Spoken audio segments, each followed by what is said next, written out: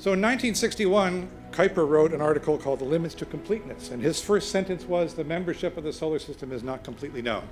It was true then, and it's certainly true now, that Kuiper Belt is in fact an endless frontier. What an amazing collection of worlds. Many of them are primordial, but not all of them.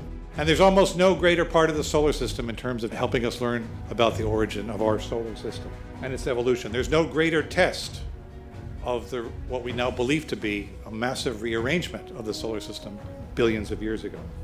And we have no idea where the Kuiper Belt really ends.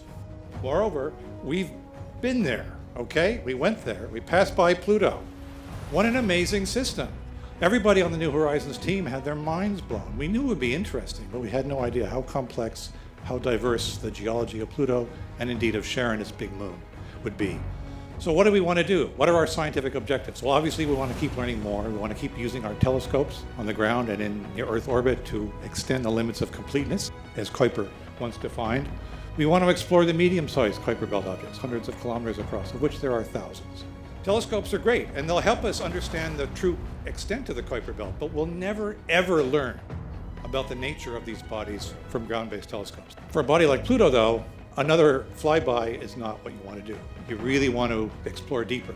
So to really get at them, you need to go into orbit, because there are a lot of intractable scientific problems that you cannot get with a single flyby. If you're going to fly out there, you want to improve communications. You want to improve the bandwidth. You don't want to be sending data back for a year or a year and a half or 2 years. We want more power, lightweight, advanced RTG. And of course, if you're going to actually go into orbit or land, you need better propulsion.